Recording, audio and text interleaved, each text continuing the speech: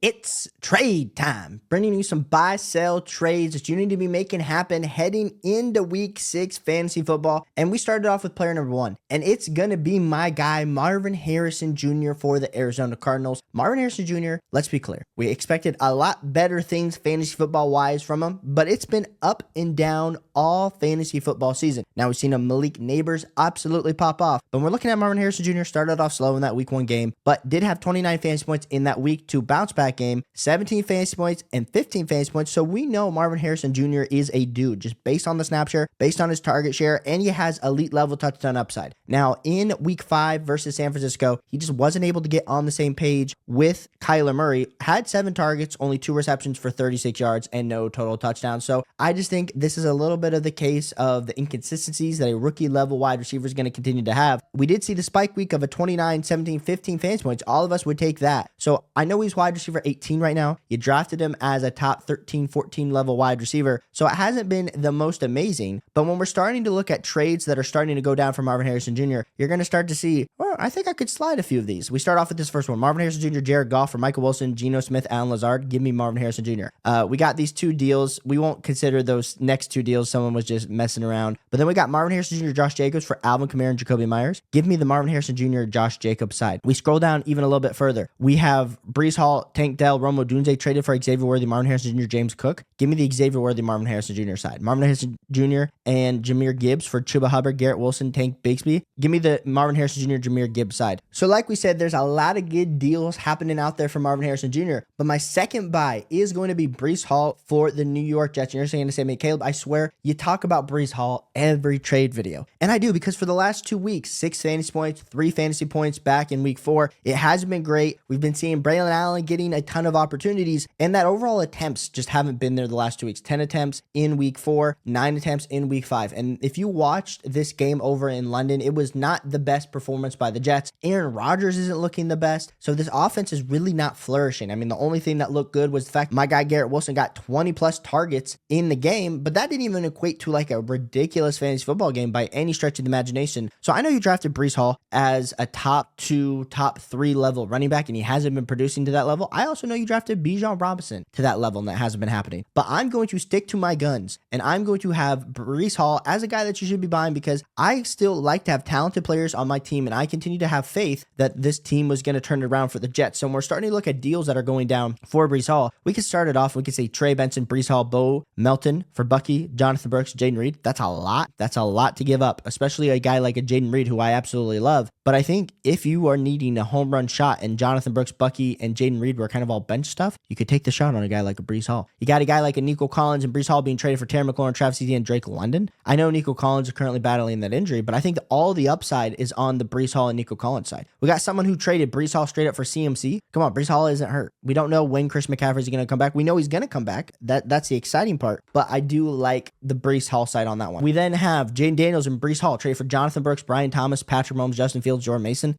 That's a lot. That's a lot to give up. I still think I lean with the Jaden Daniels and Breece Hall side. So a lot of interesting deals happening for our guy, Breece Hall. Wanted to bring him up because he's the next guy that I would trade for. My next guy that we're going to be buying in week 6 fantasy football is going to be Amari Cooper for the Cleveland Browns. And you're going to say, "Michael, well, what the heck?" Deshaun Watson has absolutely been atrocious. And I agree. Deshaun Watson, I don't know what's happening. I understand the offensive line is bad. But you still got to be able to produce as an NFL level quarterback. You got the scrambling ability. Listen, only 10 fantasy points for Amari Cooper in week 5. But when we're looking at the overall metrics, he's at 10, 8, 12, 8, 9 targets. His air yards is looking super good. We just need a better quarterback for Amari Cooper to kind of step into a solidified wide receiver 2 role. I think that potentially is going to be Jameis Winston, because as much as they've paid Deshaun Watson a crap ton of money, I think at this point you got to roll out Jameis at some point just to benefit this overall team, because we see Joe Flacco's currently out there balling. They decided not to re-sign Joe Flacco and decided to sign Jameis Winston. I think you got to give someone else a chance. And when we're looking at trades that are currently going down for Amari Cooper, I don't want to look at anywhere we're tearing up. Like you could argue like add Amari to Kenneth Walker to get him on our St. Brown. I would do that to get them on our St. Brown side. But someone traded Bijan to go get Garrett Wilson and Amari Cooper. Like I feel like the value on Amari is so low right now. You could argue that. Now, Amari Cooper for Keenan Allen, Jordan Addison, I feel like you could definitely lean either side, like Amari Cooper for Drake London. Clearly, you're going with that Drake London side. So in all deals, there are deals like Amari Cooper for George Pickens. I think that's kind of the range that I'd be willing to pay for Amari Cooper. I know we're looking through deals that have recently gone down. These are real world trades, so not all of them are always going to scream, oh, that tells me that this player is a buy. But I do think there is that opportunity for a good buy low trade target to be Amari Cooper. We bring up our next buy, and we're just providing a ton of buys for you guys today. It's going to be Deebo Samuel for the 49ers. Deebo Samuel only had 3 fantasy points, 81% snap share, only had 3 total targets in this game versus Arizona, which wasn't great. And the week before that, only had 10 fantasy points, and then he was out in week 3. So really, since Deebo Samuel's come back from injury, it hasn't been great at all. But this is where, if you're a smart, savvy fantasy football manager, you understand that Brandon Ayuk has kind of had a coming out party. And so I'm cool with it. I understand. It's cool to have a coming out party for Brandon Ayuk. When we're looking at trades for Deebo Samuel, like, what are these looking like? Okay, Deebo Samuel, Zach Charbonnet for Nico Collins, Jerome Ford. I think someone's buying clearly low on Nico Collins. Give me that Nico Collins side. But like, Deebo Samuel got traded for straight up for DeMarcus Robinson. Clearly, that's a deal that you want to do.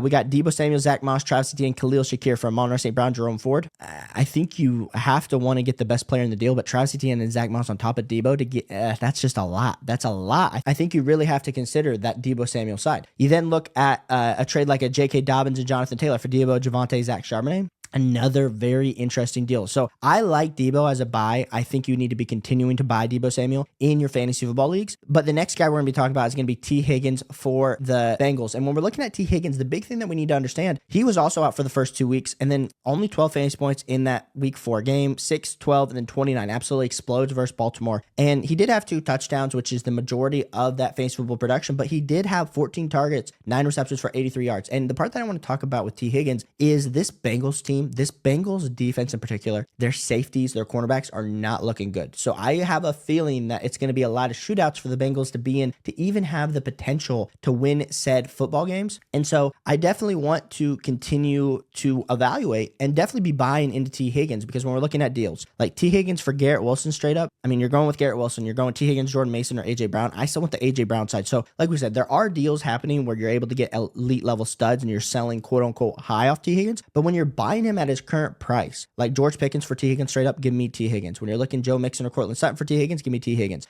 T. Higgins for Keenan Allen, give me T. Higgins. Like, I think there are major deals to be had for T. Higgins that not a lot of people are considering. So definitely go buy some T. Higgins. My next buy is going to be Jordan Addison for the Minnesota Vikings. And we're looking at overall Jordan Addison. He also was dealing with a little bit of an injury in week 2, week 3, comes back in week 4, absolutely explodes, retakes that Jalen Naylor role where he had a whole touchdown, 22 fantasy points. Now, in week 5, we talked about how for Breece Hall, it was a weird game. It was also kind of a weird game for the Minnesota Vikings, but he did have 8 targets for 3 receptions, only put up 6.6 fantasy points. But the thing is, he is getting the volume as much as he is competing for targets with the GOAT, Justin Jefferson. Jordan Addison, I feel like, continues to make me want to evaluate and buy just based on the overall metrics that he's showing and the fantasy football upside that he does have as a high-end wide receiver 3. So Jordan Addison for Rachaad White. I understand you might need a running back. You might want Rachaad White, but Jordan Addison's outperforming him. Jordan Addison for Tyler Lockett. Absolutely love the Jordan Addison side there. Jordan Addison for Baker Mayfield, especially if you got a loaded, locked-in QB1. Getting a guy like a Jordan Addison couldn't hurt. Aaron Jones and Jordan Addison for Jahmyr Gibbs. Hear me out. Aaron Jones is a lot closer to Jahmyr Gibbs than a lot of us want to kind of discuss. So I think there are some deals out there for Jordan Addison that you definitely need to be considering. Now, we move on to our sells, and we never like to be negative on the channel. And me saying sells doesn't mean that I think this player is not going to be a good fantasy football player for us going forward. I just think you're able to sell them at a current value that is going to get you a return that is going to help you out later down the line. And the first guy that I want to talk about is Kirk Cousins from the Atlanta Falcons. And listen, trading a quarterback in one quarterback fantasy football leagues, it's always a little bit of a struggle. But Kirk Cousins just got off throwing the ball 58 times and had 35 fantasy points. And so you're going to say to me, well, Caleb, like what are deals that I can do to get off Kirk Cousins? Well, if he's your backup level quarterback, can you trade Kirk Cousins for a guy like a Tony Pollard? Like, the fact that someone, I know these two are in, like, this one's going to be in a 2 quarterback league, but Kirk Cousins for Travis Etienne, Kirk Cousins does have more value. So if you're in a 2 quarterback league, potentially, but like this one is in a 1 quarterback. Someone traded Brandon Ayuk for Kirk Cousins.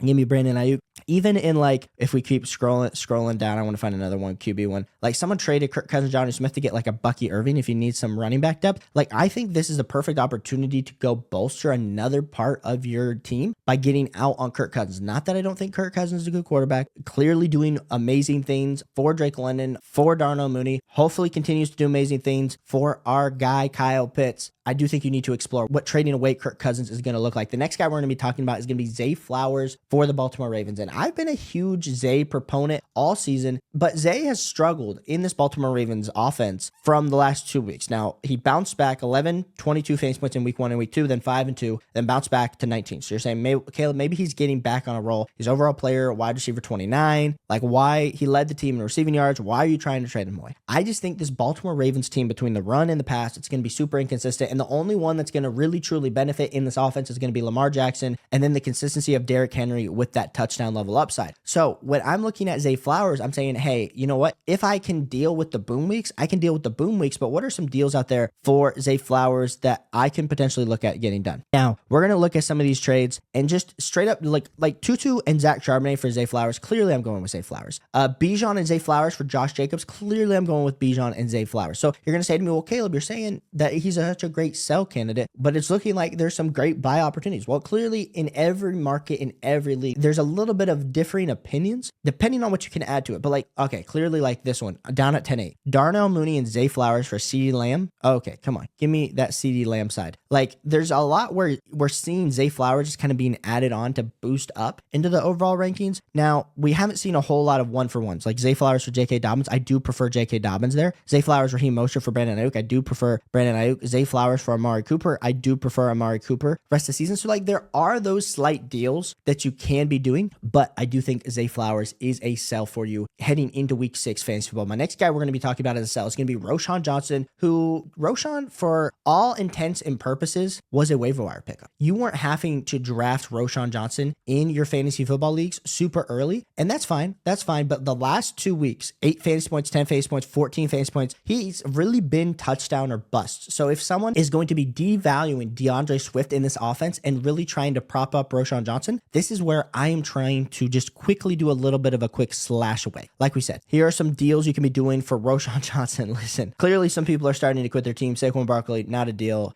Michael Pittman could be a deal potentially for Roschon Johnson that I'd be looking to easily do. Like a Rico Dowdle's flipping from a Roschon to Rico Dowdle. I like that. Roschon Johnson into a Jakobi Meyers. I do like that as much as we're going to be talking about Jakobi Meyers a little bit later in this video. Roschon Johnson for a Tyrone Tracy. I just think the ability for you to quickly pivot out of Roschon Johnson is a deal that you need to be considering. And my last and final player you need to be considering getting out of heading into week 6 fantasy football, it's going to be Jakobi Meyers for the Raiders. And listen, 13 fantasy points, 97% snap share this last week, 9 targets, had 9 fantasy points the week before that, 21 fantasy points the week before that. He's wide receiver 28. So you're going to say to me, Caleb, it's really not different than when we're talking about Amari Cooper and Zay Flowers. And I hear you. I just continue to say it's been serviceable, but that's also been without Devontae Adams. We'll have to see what news comes out about Devontae Adams, depending on if he is going to end up getting traded. But when we start to look at deals for Jakobi Meyers, the thing that we're going to see is Jakobi Meyers for Dontavian Wicks straight up. Jakobi Meyers for Cole Kmet. Jakobi Meyers for Tyler Algier. We're talking kind of just choosing between like waiver wire bait and not. But like, could I get Jakobi Meyers for Darnell Mooney? I 100% want to take that risk on Darnell Mooney. Could I attach Jakobi Meyers or Christian Kirk to get Devin Singletary going forward? I like that deal. Jakobi Meyers for Zach Moss. Jakobi Meyers for Christian Kirk. Jakobi Meyers for Jerome Ford. Jakobi Meyers for Deontay Johnson. That's crazy. But there are deals out there for Jakobi Meyers. I do want to be trading high on Jakobi Meyers. So if you like fantasy football trades, if you like winning, hit that like and subscribe button on the way to 4,000 subscribers. Answering every start sit question, answering every trade question down below. Hit that like and subscribe button, and I'll catch you on the next one. Peace.